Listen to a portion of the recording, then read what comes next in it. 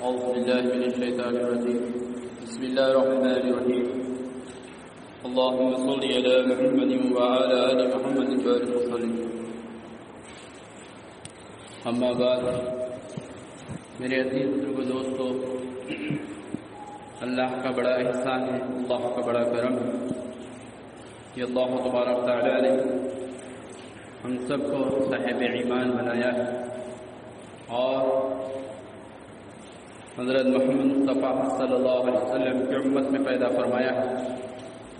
اس امت میں پیدا ہونے کے لیے مکہ نبیوں نے دعائیں کی اور اللہ نے ہمیں بغیر مانگے بغیر بولے کی احسان و کرم کر کے اللہ نے ہم کو اس امت میں پیدا فرمایا ہے۔ ہمیں اس کی قدر کرنی چاہیے اور جتنی قدر کریں گے اتنا اللہ تعالیٰ نعمتوں میں اضافہ فرماتا ہے۔ سب سے بڑی نعمت ہے اللہ کے خزانے میں ایمان، اور اللہ نے ہم کو ایمان والا بنایا ہے۔ میرے بھائیو بزرگوں دوستو، اللہ قرآن میں ارشاد فرماتے ہیں، جس کو ہم خلاصہ ہے کہ تمہارے لیے محمد مصطفیٰ صلی اللہ علیہ وسلم کی زندگی بہترین نمونہ ہے۔ اللہ کے نبی صلی اللہ علیہ وسلم کی اخلاق حسنہ کو اللہ تبارک تعالی فرما رہے ہیں کہ وہ تمہارے لیے بہترین نمونہ ہے۔ تم اگر کسی کو فالو کرنا چاہتے ہو، تم کسی کی اتباع کرنا چاہتے ہو، کسی کو دیکھ کر اپنی زندگی کا رخ بدلنا چاہتے ہو، کسی کو اپنا فرما روا یعنی آئیڈیل بنانا چاہتے ہو، تو وہ تمہارے پاس تمہارے نبی محمد صلی اللہ علیہ وسلم کی ذات مبارکہ ہے، جو مکمل پاک ہے اور جو مکمل بڑی تعریف و عظمت والی ہے، جس کی اللہ نے خود تعریف فرمائی ہو، اس کے بارے میں کیا کہا جائے۔ میرے بھائیو بزرگوں دوستو، ہمیں اللہ کے نبی صلی اللہ علیہ وسلم کے اخلاق کو اختیار کرنا ہوگا۔ اگر ہم کو کامیابی چاہتے ہیں ہم دنیا اور آخرت کی، تو اللہ تعالیٰ فرماتے ہیں کہ تم میری اور میرے نبی صلی اللہ علیہ وسلم کی اتباع اختیار کرو۔ دیکھو، دنیا کو مت دیکھو، دنیا کیا کر رہی ہے تمہیں اس سے کوئی واسطہ نہیں ہے۔ تم کو تو صرف وہی عمل کرنا ہوگا جو میں تم کو کہہ رہا ہوں۔ روایتوں میں آپ دیکھیں گے، تعلیمات کے اندر، اسلامی تعلیمات میں آپ اگر اٹھا کر کتابوں کو دیکھیں گے، مطالعہ کریں گے، تو آپ کو اس بات کا بخوبی اندازہ ہوگا کہ ہماری زندگی کس دوراہے پر چل رہی ہے۔ کیا ہم اپنے آپ کی جو زندگی ہم گزار رہے ہیں، اس زندگی کو کیا ہم ایک ایمان والے کی زندگی تصور کر سکتے ہیں، یا خود آپ خود جائزہ لے سکتے ہیں اپنی زندگی کو؟ لیکن اس کے لیے تم کو قرآن پڑھنا ہوگا، احادیث مبارکہ مطالعہ کرنا ہوگا، علماء کرام کی جو اللہ والے گزرے ہیں ان کی تعلیمات کو دیکھنا ہوگا۔ تب آپ کو علم ہو جائے گا اس چیز کا کہ ہماری زندگی کہاں پر ہے، ہم کس دھوکے میں پڑے ہوئے۔ میرے بھائیو بزرگوں دوستو، صحابہ کی زندگیوں کو دیکھیں آپ، اللہ کے رسول صلی اللہ علیہ وسلم کے حکم کی اتباع کے اندر ہر وقت تیار ہے۔ ایک مرتبہ آپ صلی اللہ علیہ وسلم راستے سے جا رہے تھے تو دیکھا کہ ایک قبہ نما گھر تعمیر ہو رہا ہے، قبہ نما۔ اللہ کے نبی صلی اللہ علیہ وسلم نے ارشاد فرمایا کہ یہ قبہ یعنی یہ محل کس کا ہے؟ ساتھیوں صحابہ نے کہا کہ فلاں صحابی کا ہے۔ آپ صلی اللہ علیہ وسلم کسی سے کچھ بولے نہیں، خاموش ہو گئے اور اپنا سفر طے کر کے واپس آ گئے۔ جس صحابی کا وہ مکان تعمیر ہو رہا تھا، وہ صحابی اتفاق سے آپ صلی اللہ علیہ وسلم کے مجلس میں حاضر ہوئے اور سلام عرض کیا۔ اللہ کے رسول صلی اللہ علیہ وسلم نے جواب دیا اور ان سے دیکھی اندیشی کر دی، توجہ نہیں دی ان کی طرف۔ وہ صحابی کو بہت افسوس و ملال ہوا کہ آخر وجہ کیا ہے، میرے نبی میری طرف نظر کرم نہیں کر رہے۔ وہ تحقیق میں لگ گئے کہ کیا میرے سے غلطی ہو گئی، کیا میرا ایسا عمل ہوگا جس سے اللہ کے نبی ناراض ہے کہ میری طرف نگاہ نہیں اٹھا رہے ہیں۔ صحابہ سے جو ساتھ میں رہنے والے تھے اللہ کے رسول سے ان سے دریافت فرمائے کہ ایسی کیا وجہ ہے، کیا آپ سے کچھ کہا اللہ کے رسول صلی اللہ علیہ وسلم نے کہ مجھ سے ناراض کیوں ہیں؟ فرمائے کہ ایسی تو کوئی بات نہیں ہے، ہاں فلانے ٹائم پہ ہم اس جگہ سے جا رہے تھے جہاں پر تمہارا قبہ تعمیر ہو رہا تھا، اللہ کے نبی نے فرمایا تھا کہ کس کا ہے تو ہم نے آپ کا نام لیا تھا، شاید اتنی بات کہیں کروں گے۔ وہ صحابی کسی سے کچھ بولے نہیں، بتایا نہیں اللہ کے رسول کو بھی، اور گئے وہاں پر اپنے اس مکان کو ڈھا دیا۔ صرف اللہ کے رسول کی نظر نہیں پڑنے پر انہوں بے چین بے قرار ہو۔ اور اپنے مکان کو ڈھا دیا، اور پھر ایسا بھی نہیں کہ احسان جتانے کے واسطے دیکھو اللہ کے رسول آپ کو جو ناراض تھا میں نے وہ کام ختم کر دیا، ان کے بولے بھی نہیں آئے کہ اللہ کے رسول صلی اللہ علیہ وسلم، اور خاموشی اختیار کر لی جیسا عام طور پر رہتے ہیں۔ پھر اتفاقاً اللہ کے رسول صلی اللہ علیہ وسلم کا ادھر سے گزر ہوا اسی مقام پر، تو دیکھا کہ وہاں پر وہ قبا نما محل نہیں ہے۔ صحابہ سے دریافت فرمایا کہ کیا ہو گیا، یہاں پر تو قبا تھا۔ فرمانے لگے کہ وہ صحابی نے ہم سے دریافت فرمایا تھا کہ آپ کی ناراضگی کا اظہار انہوں نے کیا تھا، تو ہم نے آپ کے بارے میں اس بارے میں بتایا تھا، تو شاید ہو سکتا انہوں نے اس تعمیر کو توڑ دیا۔ ایک حکم کی خالی حکم کیا ہوتا اللہ کے رسول کا، کہ اتباع کے لیے مر مٹنے کے تیار ہوتے تھے صحابہ۔ ایک صحابی کے پاس زلف بہت بڑی ہوئی تھی اور وہ اچھی بھی لگ رہی تھی ان کو، تو ایک مرتبہ اللہ کے رسول صلی اللہ علیہ وسلم کے دربار میں بیٹھے تھے، آپ صلی اللہ علیہ وسلم نے ذرا مزہ ان کے بالوں کے بارے میں کچھ الفاظ بولے، تو وہ صحابی گئے اور جا کر اس بالوں کو کٹائی دیا، ان کو اس زلفوں کو کٹا دیا۔ اور پھر جب اللہ کے رسول صلی اللہ علیہ وسلم کے پاس آئے تو اللہ کے رسول نے فرمایا کہ تمہارے زلف کہاں گئے؟ فرمانے لگے کہ اللہ کے نبی صلی اللہ علیہ وسلم آپ نے میرے زلف کا نام لیا تو مجھے یہ محسوس ہوا کہ شاید آپ میرے زلفوں سے ناراض ہیں، اس لیے میں نے اپنی زلفیں کٹا دی۔ اللہ کے رسول نے فرمایا میں نے تو ایسا تو نہیں کہا تھا، لیکن تم نے اچھا کیا۔ صرف ایک حکم اللہ کے رسول کا کیا ہوتا، اس کے اوپر اپنی زندگی کو قربان کر دیتے صحابہ کو۔ صرف حکم کیا ہے اللہ کے رسول صلی اللہ علیہ وسلم، دیکھتے نہیں کہ میرا کتنا بڑا نقصان ہونے والا ہے۔ میرے بھائیوں بزرگوں دوستوں، ہم کو اللہ کے رسول صلی اللہ علیہ وسلم کی زندگی کو اپنانا ہوگا۔ کامیابی ہمارے قدم چومے گی جب ہم اللہ کے رسول کی اتباع کریں گے، فرما برداری اختیار کریں گے۔ ہمارے نبی صلی اللہ علیہ وسلم کی ایسی ذات مبارکہ ہے کہ ایمان والے تو ایمان والے، آپ کے چاہنے والے تو چاہنے والے، غیر ایمان والے خود آپ صلی اللہ علیہ وسلم کا ادب احترام فرماتے ہیں، آپ صلی اللہ علیہ وسلم کا ادب احترام فرماتے تھے، آپ کے پاس اپنی امانتیں رکھواتے تھے، آپ سے کاروبار کرنے کو فائدے مند سمجھتے تھے۔ کبھی آپ صلی اللہ علیہ وسلم سے کاروبار کرنے کے بعد دھوکہ نہیں ہوا کسی کو بھی، تکلیف دینے کے باوجود بھی اللہ کے رسول صلی اللہ علیہ وسلم ان کے ساتھ میں نرمی کا معاملہ فرماتے تھے۔ آپ کو علم ہوگا اس چیز کا، جنگ احد کے اندر حضرت حمزہ رضی اللہ تعالیٰ عنہ جو کہ حضور صلی اللہ علیہ وسلم کے سب سے شہید چچا تھے، اور آپ نے اسلام کے لیے بہت کچھ کیا ہے، حضرت حمزہ رضی اللہ تعالیٰ عنہ، اور کفران مکہ کو آپ سے بہت اذیتیں پہنچی۔ وہ لوگ اتنا وہ کرے تھے کہ اگر ان کو جو شہید کر کے لائے گا غلام اس کو ہم آزاد کر دیں گے، ایسے تھے انعامات دیں گے۔ تو اتفاق سے جنگ احد کے اندر جو اسلام کی دوسری بڑی جنگ تھی، اس جنگ کے اندر پیچھے سے حملہ کر کے حضرت حمزہ رضی اللہ عنہ کو شہید کر دیا گیا، اور اتنی بری طریقے سے شہید کیا گیا کہ آپ کے کانوں کو کاٹ دیا گیا، آپ کے ٹھوٹوں کو کاٹ دیا گیا، آپ کے دو ناک کو کاٹ دیا گیا، آپ کے سینے مبارک کو چیر کر کلیجے کو نکال کر چبایا گیا، اور اتنا معاملہ غمگیر کر دیا تھا کہ آپ کو دیکھ بھی نہیں سکتے تھے، چہرے کو پہچانا نہیں جا رہا تھا۔ آپ کی بہن نے آپ کے انگلیوں کے کوروں کو دیکھ کر، یہ انگلیوں کے جو انگلیاں رہتے ہیں ان کو دیکھ کر پہچانے کہ یہ حمزہ ہے۔ تو وہ جو شہید کرے، کلیجے کو نکال کر چبائے، جب فتح مکہ ہوا تو اللہ کے رسول صلی اللہ علیہ وسلم نے عام معافی کا معاملہ فرمایا، ہر ایک کے لیے معافی کا اعلان کر دیا آپ صلی اللہ علیہ وسلم نے۔ لوگ پریشان تھے کہ مکہ فتح ہو گیا ہے، اب تو اللہ کے رسول یہاں کے بادشاہ بن گئے ہیں، حکومت پوری آپ کے کنٹرول میں ہے، پورا علاقہ آپ کے کنٹرول میں ہے، اب تو ہماری خیر نہیں ہے، ہم نے جو تکلیفیں دے کر اللہ کے رسول کو، صحابہ کو مکے سے مجبور کر دیے تھے ہجرت کرنے کے لیے مدینے کے لیے، اب وہ لوگ یہاں پر قابض ہیں، تو اب نہ جانے ہمارے ساتھ میں کیا معاملہ کیا جائے گا۔ جو انسانیت سوچ واقعات آپ صلی اللہ علیہ وسلم کے ساتھ، صحابہ کے ساتھ انہوں نے روا رکھے تھے، اس کی بنیاد کے اوپر تو تقاضا تو یہی تھا کہ ان کے ساتھ بھی وہی معاملہ کیا جائے، لیکن قربان جائیے اللہ کے نبی صلی اللہ علیہ وسلم کے کہ اللہ کے رسول صلی اللہ علیہ وسلم نے عام معافی کا معاملہ فرما دیا، اور صرف عام معافی کا معاملہ بھی نہیں فرمایا بلکہ اللہ کے رسول صلی اللہ علیہ وسلم نے کئی ایسے لوگوں کے ناموں کو لے لے کر اللہ کے رسول صلی اللہ علیہ وسلم نے دعا فرمائی کہ اللہ ان کو ہدایت دے۔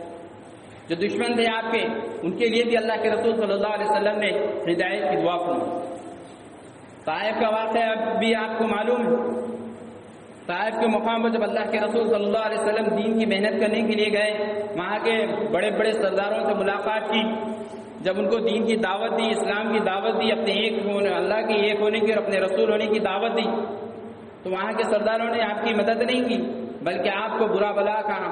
کسی نے کہا کہ وہ اللہ کو تمہارے سوا کوئی ملنا نہیں تھا، کوئی بولا کہ اللہ کو تم ہی ملے تھے رسول بنانے کے واسطے، کوئی کہہ رہا ہے کہ میں تم سے بات ہی کرنا نہیں چاہتا، اگر تم سچے ہیں تو تمہارے کو جھوٹ بولنا اپنے کو نقصان میں ڈال دینا ہے، اور اگر تم جھوٹے ہو تو پھر میں جھوٹے لوگوں سے بات نہیں کرتا۔ اللہ کے نبی صلی اللہ علیہ وسلم جس کے سرسے میں کائنات کو بنایا گیا اللہ تعالیٰ نے، وہ نبی صلی اللہ علیہ وسلم کے ساتھ یہ معاملہ پیش ہوا، اور لوگوں نے یہاں تک کہ آپ ہمارے علاقے سے چلے جائیں، آپ یہاں پہ نہیں رہنا، یہاں پہ دعوت نہیں دینا اسلام، اور بچوں کو پیچھے لگا دیے۔ وہ بچے آپ کو خطرے مار رہے تھے، وہ بچے شریر لڑکے آپ کو برا بلا کہہ رہے تھے، یہاں تک کہ اتنا تکلیف دی اللہ کے رسول صلی اللہ علیہ وسلم کو کہ آپ صلی اللہ علیہ وسلم کے مبارک جوتے خون سے رنگین ہو گئے، اور آپ صلی اللہ علیہ وسلم بے ہوش ہو کر ایک مشرک جو تھے، جب اسلام نہیں لائے تھے، ان کے باغ کے اندر پناہ لی انہوں نے۔ آپ کو اتنی بری طریقے سے زخمی کیا گیا، ستایا گیا کہ آپ کے اس دشمن کو بھی آپ کے اوپر رحم آ گیا، اور انہوں نے انگور کا گوشہ توڑ کر لے کے آ کر اللہ کے رسول صلی اللہ علیہ وسلم کو پیش کیا۔ اس وقت میں اللہ کے نبی صلی اللہ علیہ وسلم نے دعا فرمائی، اے اللہ تو مجھے کس کے حوالے کرتا ہے جو مجھ سے شروع ہوتے ہیں، جو مجھ کو بیگانہ مانتے ہیں، یا اللہ مجھ کو تکلیف دیتے ہیں، اے اللہ اگر تو میری اس عمل سے تو اگر میرے سے راضی ہے تو میرے کو اس سے بھی بری ہوا تو مجھے پرواہ نہیں ہے اس بات، اگر تو مجھ سے ناراض ہے تو پھر تجھ کو راضی کرنے تک میں خاموش نہیں بیٹھنے والا ہوں، اللہ تو مجھ سے راضی ہو جا۔ اللہ تبارک تعالیٰ کی جلال قدرت جلال میں آ گئی، فرشتوں کو بھیجی اللہ تبارک تعالیٰ نے جبرائیل علیہ السلام کے ذریعے سے، پہاڑوں کے فرشتے وہاں پر آ گئے اور اللہ کے رسول صلی اللہ علیہ وسلم کو سلام کیے اور فرمانے لگے، اللہ کے رسول صلی اللہ علیہ وسلم آپ کی اور جو سردار نے وہاں کے طائف کے جو سردار تھے جو بات چیت ہوئی اللہ نے سنی ہے، وہ اللہ جانتا ہے بخوبی، اور آپ کے ساتھ جو معاملہ کیا اللہ تعالیٰ اس کو بھی جانتا ہے۔ یہ فرشتے جو پہاڑوں کے اوپر معمور ہیں، اللہ تعالیٰ نے ان کو بھیجایا اور آپ کے تابع کر دیا ہے، آپ جو فیصلہ کریں گے یہ اس کو بخوبی حکم کو تعمیر کریں گے۔ فرشتوں نے کہا اللہ کے نبی صلی اللہ علیہ وسلم اگر آپ حکم دیں تو یہ جو طائف کی جو بیچ کی آبادی، جو دونوں پہاڑوں کے بیچ کی آبادی ہے، ہم دونوں پہاڑوں کو ایسا ملا دیں کہ اندر کی آبادی پوری چکنا چورا ہو جائے، چکنا چور ہو جائے، پیسا پیسا ہو جائے، یا پھر آپ جو بھی حکم سزا ان کے لیے تجویز کریں گے وہ ہم اس کو بخوبی پورا کریں گے۔ قربان جائیے اللہ کے نبی صلی اللہ علیہ وسلم کی ایسی تکلیف پہنچنے کے باوجود اللہ کے نبی صلی اللہ علیہ وسلم سے کے زبان سے الفاظ نکلتے ہیں کہ میں اللہ سے یہ امید رکھتا ہوں کہ اگر یہ نہیں تو ان کے اندر، ان کی اولادوں کے اندر کوئی ایمان والا آ جائے گا۔ میرے بھائیوں بزرگوں دوستو، ہمارے نبی محمد صلی اللہ علیہ وسلم رحمت للعالمین، تمام عالموں کے لیے رحمت بنا کر بھیجے گئے، اور اس نبی صلی اللہ علیہ وسلم کے ہم امتی ہیں، اور ہمارا طرز عمل دیکھیں ہمارا کیا معاملہ ہے۔ ہم ذریعے سی کسی سی بات کی اگر ہماری انصری ہو جاتی ہے تو اس سے بات بند کر دیتے ہیں، اس کے لیے کیا کیا نہیں تکلیفیں پہنچانے کے منصوبے بناتے ہیں، اس کو کیسا ذلیل کریں اس کے منصوبے ہم بناتے ہیں، اور ہمارے نبی صلی اللہ علیہ وسلم کے اخلاق کیسے ہیں کہ دشمنوں کے لیے بھی خیر کی دعائیں کر رہے ہیں۔ ہم کو بھی چاہیے کہ ہم اسی نبی رحمت للعالمین کے امتی ہیں تو ہم بھی اپنے اخلاق کو درست فرمائیں۔ تکلیف جو ہوتی ہے وہ مقدر میں لکھی ہوئی ہے، وہ ہو کے رہے گی۔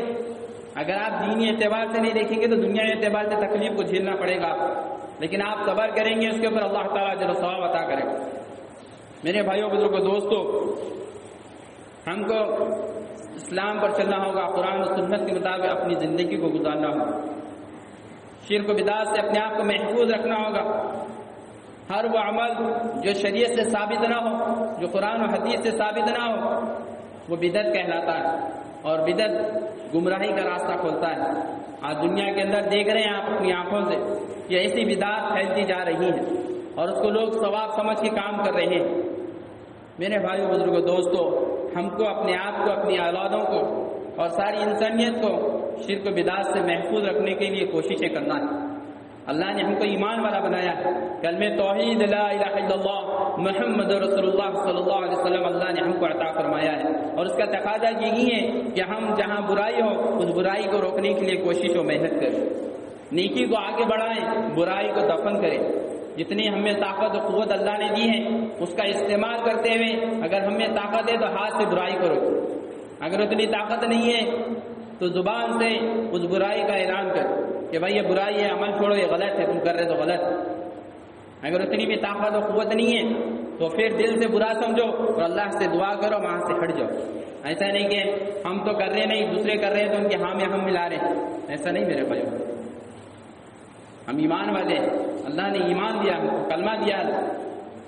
اللہ ہم سے پوچھے گا کل قیامت کہ میرے نبی کی سنتوں کو مٹھایا جا رہا تھا، میرے حکموں کو پامال کیا جا رہا تھا، تو تم نے اس کے لیے کوششیں کیا کی؟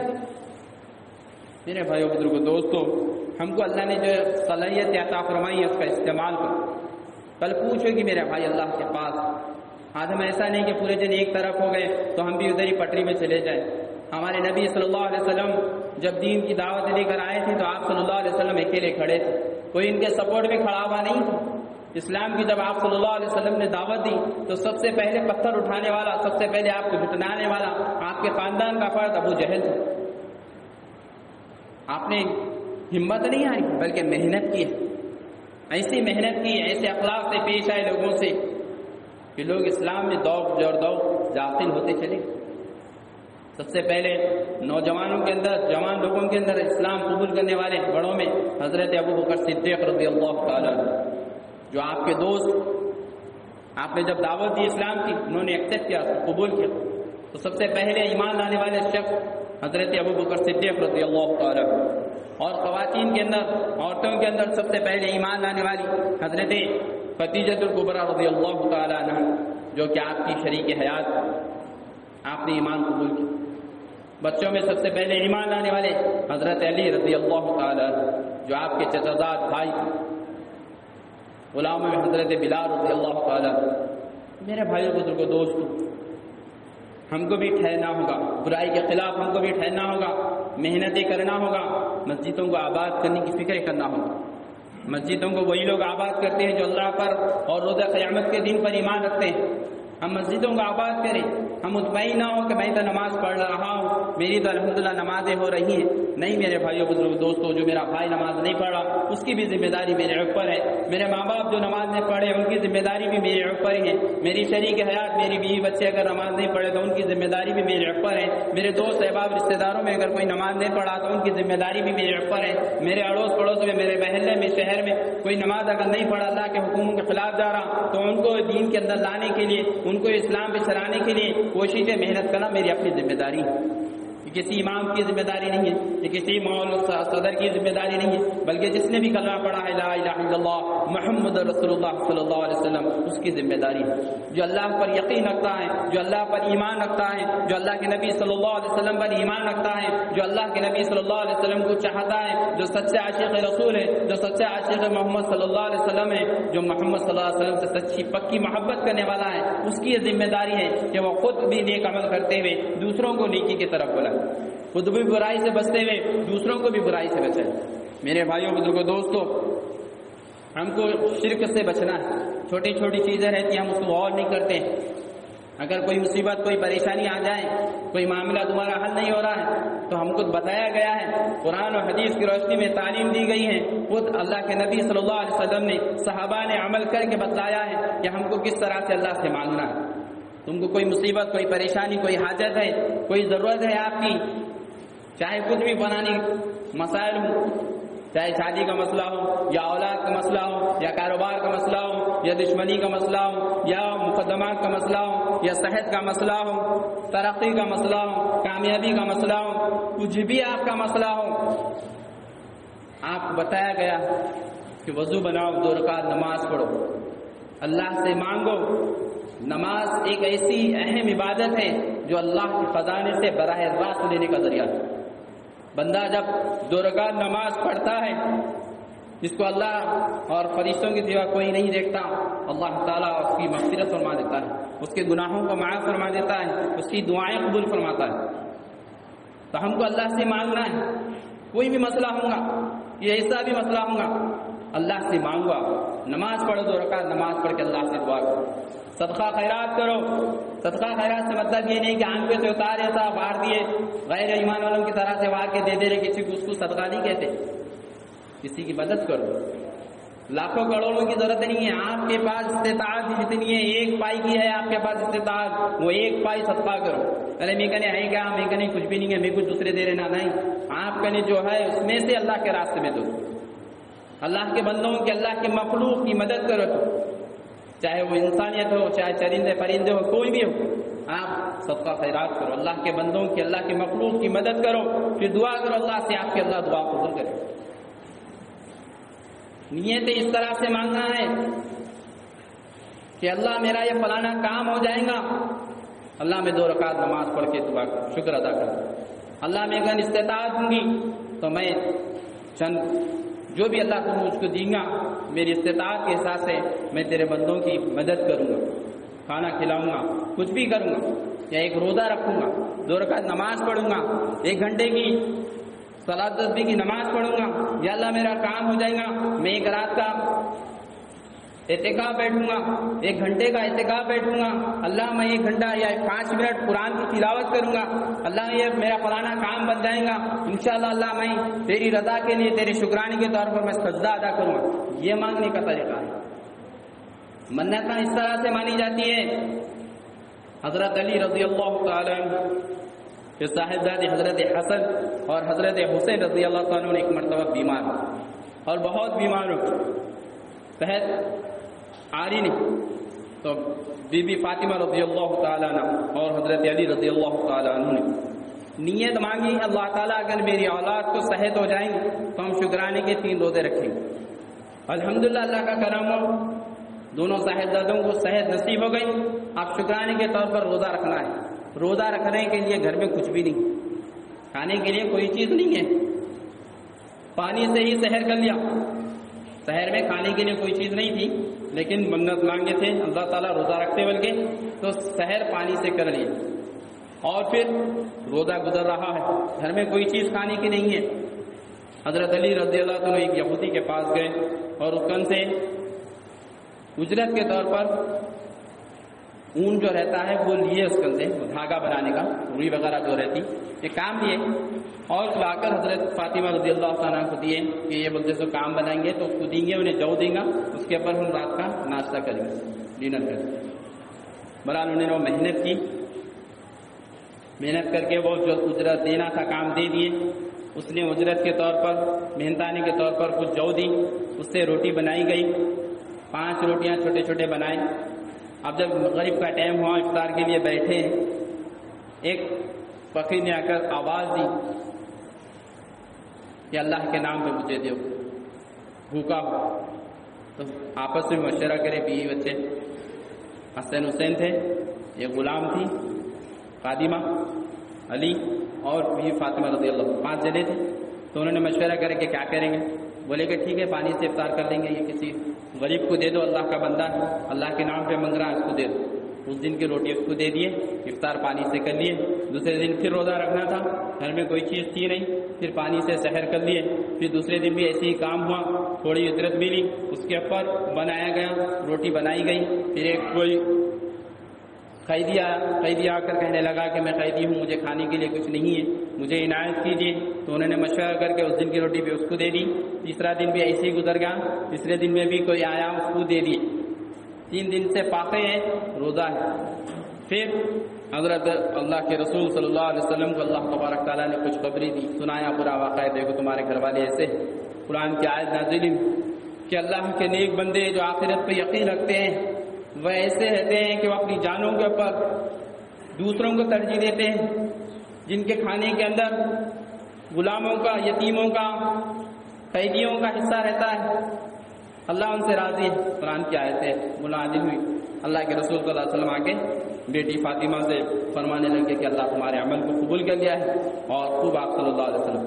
تو ہم کو بتایا گیا ہے جنت کی سردار جو ہے بی بی فاطمہ رضی اللہ تعالیٰ عنہ خواتین کی سردار ہے، اور حضرت حسین نوجوانوں کے سردار ہیں. حضرت علی جن کو روایت میں بات بولتے ہیں کہ شیر خدا ہے، یعنی اللہ کا شیر ہے، ایسا ان کا جذبہ تھا، اس لحاظ سے بولتے ہیں. تو وہ لوگ عمل کر کے بتائے گئے کہ اگر تمہارے کو کوئی مصیبت ہے تو تم اس طرح سے عمل کرو. ایسا نہیں کہ کسی کے نام پہ میں دل میں سوچ لیا، میں دل میں سوچ لی، میں آ کے وہاں پہ چادر چڑھا دوں گا، میں یہاں پہ آ کے یہ کر دوں گا، پھر خود بھی جا رہے، پھر پوری بستی کو لے کے جا رہے یا خاندان کو لے کے جا رہے، خود بھی عمل میں چلے گئے اور دوسرے جنے بھی، جتنے جنے بھی آ کے وہاں پہ نیت پھر انہوں نہیں کریں گے، اس کے بھی گناہ گار تم خود ہیں، کیونکہ شریعت کے خلاف کام کرو. نیت کرو، اللہ سے مانگو، کوئی دینے والا نہیں ہے سوائے اللہ کے. میری اولاد نہیں ہو رہی تو میں جا رہا ہوں کسی درگاہ کی طرف جا کے بولتے تو بول رہا ہوں کہ فلاں بابا میرے کو دے دو، ان کو دیے تھے. اللہ سے مانگو میرے بھائی، اللہ سے مانگو، اللہ کے بندوں کی مدد کرو، اللہ کے مخلوق کی مدد کرو. جتنا پیسہ تم لے جا کے وہاں پر خرچ کرو گے، وہ جا کے جب تک تم واپس آؤ گے تم گناہ گار ہوں گے، اللہ اس کے رسول کی لعنت تم پر ہو. یہ میں نہیں کہہ رہا ہوں، کتابوں کے اندر لکھا ہوا ہے، کتابوں کے اندر لکھا ہوا ہے. خواتین کو تو درگاہ قبرستان کو جانے کے احکام نہیں، اور خواتین کو صرف خانہ کعبہ، مسجد حرم، مدینہ منورہ، مکہ مکرمہ اور بیت المقدس، یہ 3 جگہ جانے کا سفر کی اجازت ہے. اس سے ہٹ کے دوسری طرف جانے کی اجازت نہیں. ہم دل جوئی کے لیے انہوں منت مانگے تھے، ہم کو دعوت دے رہے، خود بھی جا رہے، پھر دوسروں کو دعوت دے کے انہوں نے پھر ناراض ہو جائے. اور ہم کیا کریں، انہوں ناراض ہو جائے، کسی سے دیے نا، اللہ کسی سے دیا چھوڑ دو اللہ کو. اللہ کے رسول کتنے قربانیاں دی ہمارے لیے چھوڑ دو، صحابہ کتنے شہید ہو گئے، کتنے بچوں کو یتیم کر دیے چھوڑ دو. ہمارے گھر والوں کو، ہماری بستی والوں کو، ہمارے خاندان والوں کو خوش کر دو. نہیں میرے بھائیو، ناراض ہوتے بلا سے ناراض ہوتے، ہم کو کیا کرنا ان کے ناراض ہونے، ان کے ناراض ہونے سے ہم کو کیا کرنا ہے. انہوں کو ہماری آخرت بنانے والے ہیں. اللہ ہم سے راضی ہے تو بس ہے ہمارے لیے، اللہ کے نبی راضی ہے ہم سے تو بس ہے ہمارے لیے. دوسروں کے لیے اپنی آخرت کا کیوں برباد کر رہے ہو تم، کیوں خراب کر رہے ہو تم؟ جتنا پیسہ تم لگا رہے ہو جا کر، وہ پورا پیسہ حرام میں جائیں گے. حساب دینا اللہ کے پاس، ایک ہی پائی کا حساب دینا اللہ کے پاس. اللہ دیا تو ایسی چھوڑ دیا نہیں تمہارے کو. تم جب گھر میں اپنے اہلیہ کو پیسے دیتے ہو، تم اپنے شوہر کو جب سودا لینے یا پیسے دیتے ہو تو حساب پوچھتے ہو، تو کیا اللہ تمہارے کو ایسے ہی زندگی دے دیا حساب نہیں پوچھے گا؟ اللہ کا مال ایسے ہی دے دیا، حرام میں اڑا دو، تمہارے کو پوچھے گا نہیں اللہ تعالیٰ؟ اللہ پوچھے گا تم سے. مال کمایا تھا تو کہاں پر خرچ کیا؟ وہ قدم اس وقت تک معیشت کی جگہ سے ہٹیں گے نہیں جب تک کہ 5 سوالات کے جوابات نہ دے انسان. سب سے پہلے اللہ تعالیٰ فرمائیں گے، اس کا مفہوم و خلاصہ ہے کہ میں زندگی جو دیا تم کو، تم نے اس کو کیا کام میں لایا؟ جو جوانی کی طاقت و قوت تھی اس کا تم نے کیا استعمال کیا؟ مال کہاں سے کمایا؟ مال کہاں پر خرچ کیا؟ اپنے علم پر تم نے کیا عمل کیا؟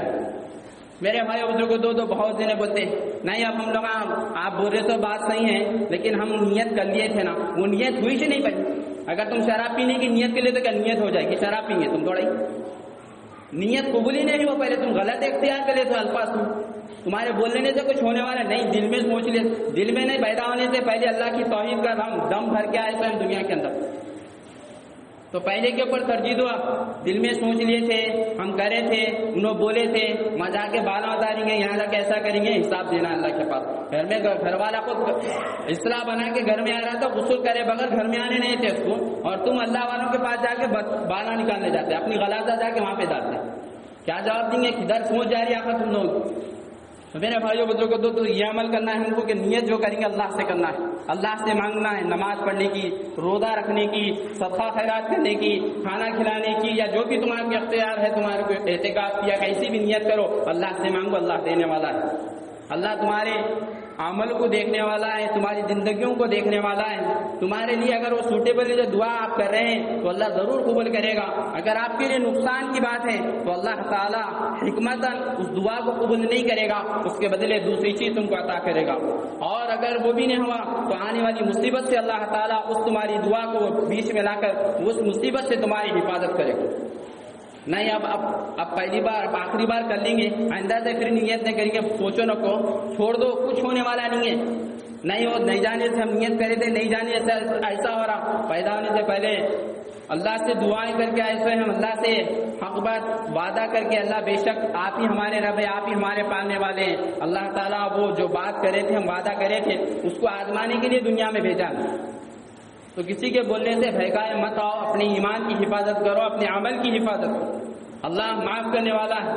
نیت کر لینے سے نیت نہیں ہو جاتی، دوسروں کے اوپر غلط نیت کر لینے سے۔ میں اگر میرے اب نکاح نہیں ہو رہا، میں کس کے بھی میں دل میں سوچ رہا میرا اس سے نکاح ہو جانا، تو نکاح ہو جاتا میرا تھوڑی، نکاح کرنا پڑتا، اس کے بعد نکاح ہوتا ہے۔ اسی طرح سے خالی بول لینے سے نہیں ہوتا۔ ارے ہم جانتے بولے تھے لے گئے ساتھ بچہ ضد کر رہا، گھر میں کاروبار نہیں ہو رہے، کاروبار میں لاس ہو جا رہا، طبیعتیں خراب ہو جا رہی، یہ تمہارے خود کے عمل کا نتیجہ ہے، مقدر میں جو لکھا ہوا ہونے والا ہے۔ لہٰذا اللہ سے مانگو، توبہ اللہ کرو، نیتیں کریں ہوں گے جانے کی تو توبہ کر کے اللہ سے، اللہ ہم کو نہیں معلوم تھا، الحمدللہ تیرا شکر ہے کہ اس بندے کے ذریعے سے ہی اللہ تیری بات ہم تک پہنچ گئی ہے، ہم توبہ کرتے ہیں، جو لگانے والے پیسے تھے وہ اللہ کے راستے میں لگاؤ، خیرات کرو، اللہ معاف کرنے والا، اللہ تمہارے ارادوں کو، مصیبتوں کو دور کرے گا، ارادوں کو کامیاب کرے گا۔ اور بہت سے لوگ یہ بھی کر رہے ہیں کہ بڑے بڑے جگہوں پہ جا کے مال پورا خرچ کر، میرے بھائی مت کرو، حساب دینا اللہ کے پاس، جواب اللہ کے پاس دینا ہے، آپ کو دینا، میں کروں گا میرے کو بھی دینا، میں کوئی چھوٹے والا نہیں، اگر میں غلط عمل کروں گا میرے کو بھی دینا، میں آپ کو اگر غلط بتلا رہا ہوں تو کل آخرت میں اللہ میرے کو پوچھے گا۔ میرا کام ایک امام ہونے کے ناطے ذمہ داری ہے، چاہے آپ کو برا لگو چاہے آپ کو بھلا لگو، میرا کام، میری ذمہ داری میں نبھا رہا ہوں، آپ اپنے عمل سے عمل کرنا ہے نہیں کرنا، یہ آپ کی اپنی ذمہ داری۔ اللہ سے دعا کہ اللہ تبارک تعالیٰ مجھے